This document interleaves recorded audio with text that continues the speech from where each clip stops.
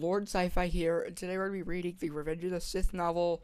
We're going to read like 10 pages of this book, and then we'll stop, and then I'll read another 10 pages, in the next video, in another video. But I wanted to read my 10 pages and then give you guys my opinion. So I pulled up this thing where I did rank, in my first video, I ranked every single Star Wars movie on Google Slides. I have the Revenge of the Sith thing here, so you guys are just going to hear me be reading this book. It is Revenge of the Sith novel. This is basically all lore stuff, because it's in a book and it's not in the movie, which is canon. The books will tell you guys, if you guys are like me who knows some lore but doesn't know everything, and it's there, alright? And yeah, we're going to film this video, and we'll get started now. So, the book is by Matthew Stover. Pretty sure. So, boys, we're going to start reading the book. Okay, Dooku, number 1. And the Sith.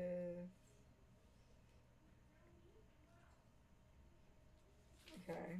A long time ago in a galaxy far, far away. Story happened a long time ago. It is already over. Okay. The introduction. The Age of the Heroes. The skies of Coruscant blaze with war. This artificial daylight spread by the capital's orbital mirrors is sliced by interesting flames of ion drives and punctuated by starburst explosions, contrails of debris raining into the atmosphere sky, entangled ribbons of the cloud. The night sky is an infinite lattice of shining hairlines that interlock the interlocked planetoids and track erratic. Where was I? Oh my god! Erratic spirals of glowing gnats beings watching from rooftops from Coruscant's endless cityscape can find it beautiful. From the inside, it's different. The gnats are drive glows of starfighters. The shining hairlines are light scattered from turbo laser bolts, but powerful enough to vaporize a small town. The planetoids are capital ships. The battle from the inside is a storm of confusion and panic. Galvan particle beams flashing past your starfighter so that your cockpit rings like a broken annunciator of the boot's soul shock of concussion missiles that blast into your cruiser, killing beings you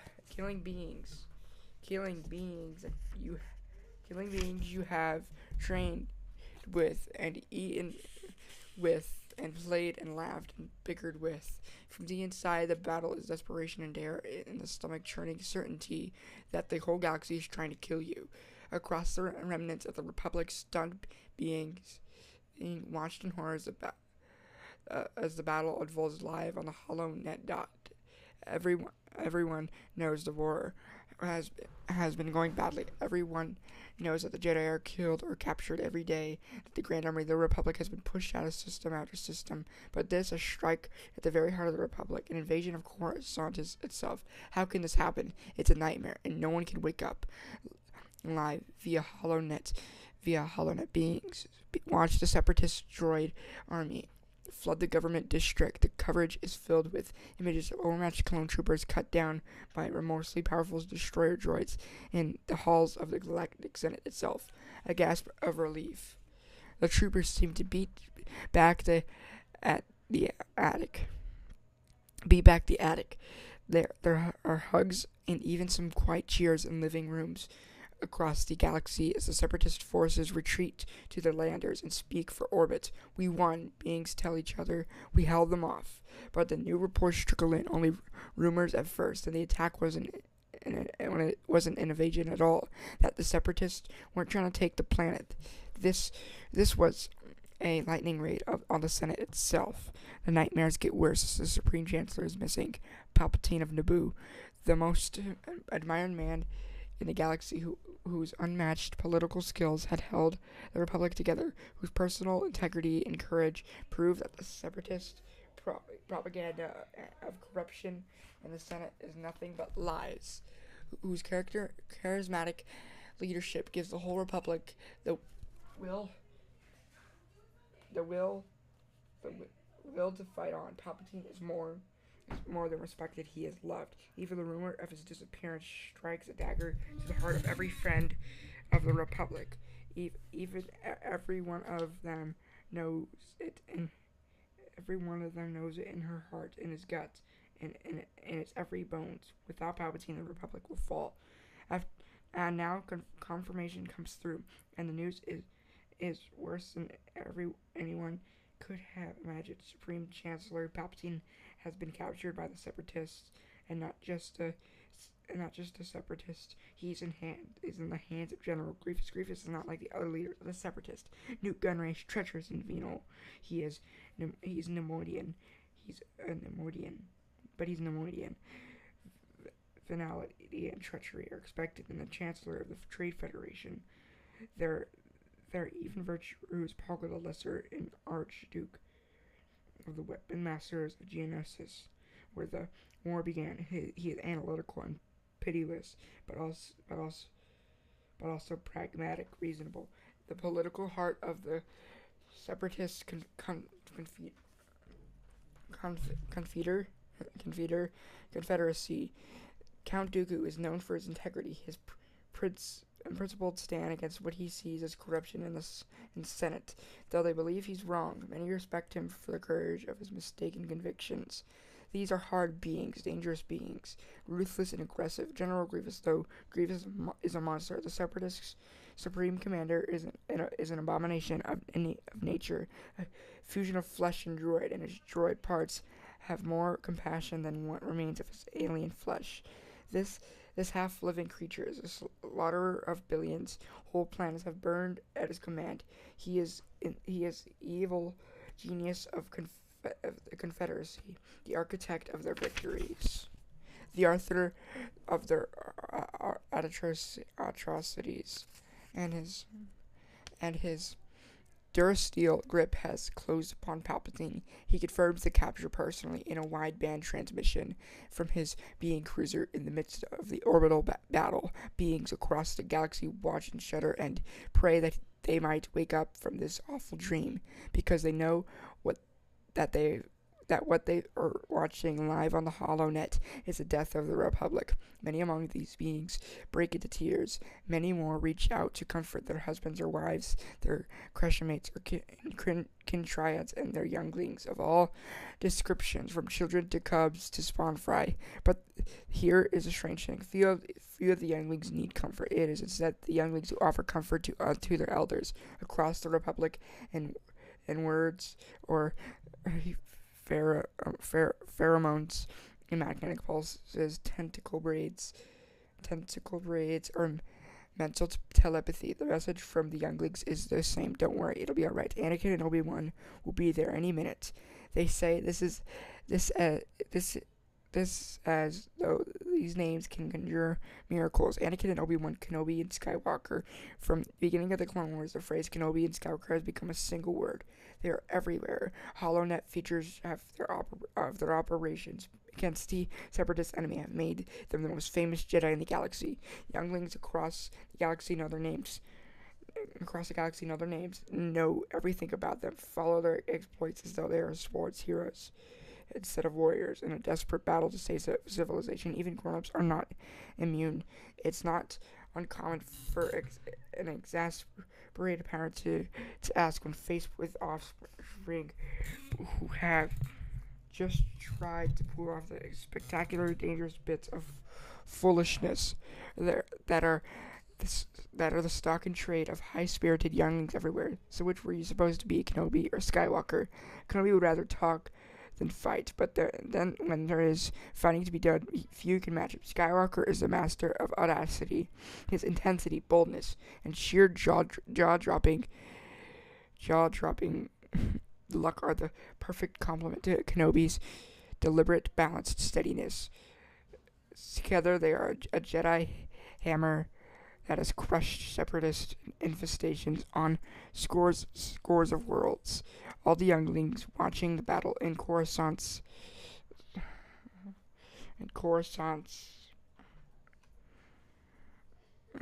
bro, I just lost where I was. In Coruscant's sky, know it. Okay, so know it. Anakin and Obi-Wan get there. Those dirty separatists are going to wish they'd stayed in bed today. The adults know better, of course. That's part of what being a grown-up is.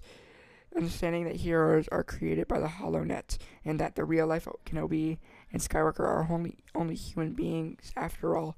Even if they are everything the legends say they are, who's to say they'll show up in time? Who knows where they are right now? They might be trapped on some separatist backwater. They might be captured or wounded, even dead. Some of the adults even whisper to themselves that they might have fallen. Because the stories are out there, not on the HoloNet, of course. The HoloNet news is under the control of the Office of the Supreme Chancellor, and not even Palpatine, its renowned Candor, will allow tales like these to be told. But people hear whispers of names that the Jedi would like to be pretend never existed. Sora Bullock, Depa Billaba, Jedi who have fallen to the dark, who have joined the Separatists or worse, who have massacred civilians or even murdered their comrades. The adults have sickening suspicion that Jedi cannot be trusted, not anymore, that even the greatest of them could suddenly just snap. Snap. The adults know that legendary heroes are merely legends and not heroes at all. These adults can take no comfort from their younglings. Palpatine is captured, Grievous will escape, the Republic will fall. No mere human beings could turn this tide. No mere human beings would even try, not even Kenobi and Skywalker. And so it is that these adults across the galaxy watch the HoloNet with ashes where their hearts should be. Ashes because they can't see two prismatic bursts of real space reversion far out beyond the planet's gravity. Well, because they can't see a pair of starfighters crisply jettison hyperdrive rings and streak into the storm of separatist vulture fighters and all the guns blazing. A pair of starfighters, Jedi starfighters, only two. Two is enough because the adults are wrong and their younglings are right. Though this is the end of the age of heroes, it has saved its best for last. Part 1, Victory. I just read 6 pages, and so far, this is so good. If you guys think it's interesting so far, let me know in the comment section down below. And this is the actual part. This is probably like page 8. I'm pretty sure. Yeah, like it's not even showing me page numbers. Okay, yeah.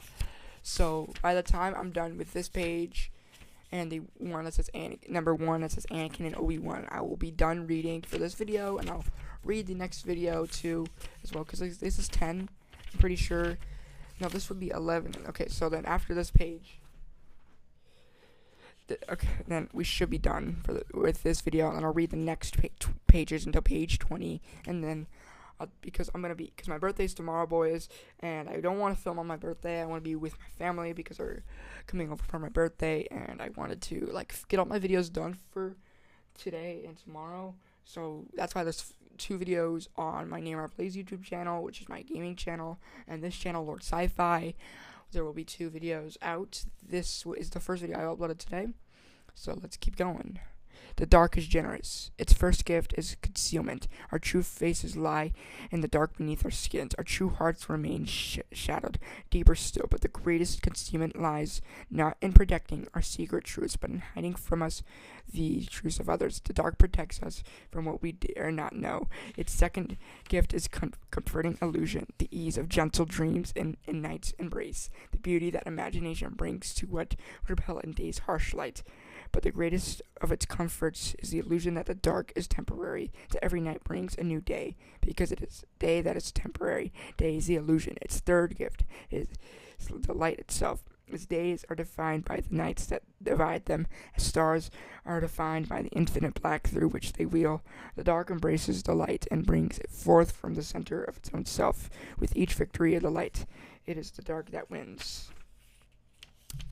Boys, this is so awesome that I'm reading this. I bought this book 2 days ago, and it came in today, and I decided to read it now for you guys because I know you guys are big Star Wars fans like me, and you all love Revenge of the Sith. But I decided I will film this video to show you guys my full reaction. I'm gonna talk about this now, but let me grab something to mark this so I can film my next video with it, knowing what page I'm on. All right, boys, I found something. We are gonna put this down It's not the hardcover book, which is like literally almost $60, boys. So we're still. There we go. Okay, that's better. So, boys, I want to give you my thoughts and opinions on it so far. So far, it's really good. I recommend getting the book if you want to read it yourself or own the book because you're a book collector and you love Star Wars movies and you want to learn lore. Well, then get this book. I recommend it so far right now. My opinions on it is not bad. It's actually a really good start for a book. It's like the whole point of this is to tell things that they didn't tell you in Revenge of the Sith. Because when you start Revenge of the Sith, you see the two starfighters just going through in a battle right now, and you hear that. That's all you hear, and you hear Hayden Christensen say, "This is where the fun begins, Master. This is where the fun begins," is what he says. And they start shooting, and then Obi-Wan's like, "Dude, don't do this, man." And then like Anakin's like, "I'm gonna do it still," and then it's sick. So the insane part is that this is supposed to be what it's telling us is lore and everything, but they didn't tell us in the movie, and that's the whole point. And I really like that about these books. About books is what they tell you that they don't tell you in the movie, because the movies are meant to be just showing you the story when the story begins. This is I read like the prologue and stuff like that before the stuff. That's what it's happening right now. Chancellor Palpatine, or Darth Sidious is like who I like to call him, is being captured. He's not actually captured. He told Dooku to do this, and obviously we would know that by reading the books. And you could tell because if you watch the movie, this book I'm pretty sure came out after the movie did, because the movie comes out first, because this is canon, and the lore book came out after, and it's insane, right? So I'm gonna read this book. I'm gonna upload this. My thoughts on this, my opinion on this book is pretty high so far. So I recommend you guys, if you want a good book and you want to read a book that's really insane, and you really want to see it, you want to read a book that's a Star Wars book, and you want to learn more lore, I recommend getting this book. But I'm reading this for you guys because I feel like it'd be cool to like read this to you guys, and you guys can learn about lore. You can hear my opinions, because that's the whole point of my channel, is to do these things for you guys, these videos for you guys, and tell you my opinions, and do these lists, and you guys can see my opinions, and you can comment your opinions and what you disagree and what you agree with. And that's why I started this channel, because I really liked that. And I really thought this would be cool to do. Let me know what you think about me reading this. I know it's different than my top 10 or my tier list videos that I've done. I just wanted to do something different for these videos. So I'll see you guys in the next one. Peace. Bye.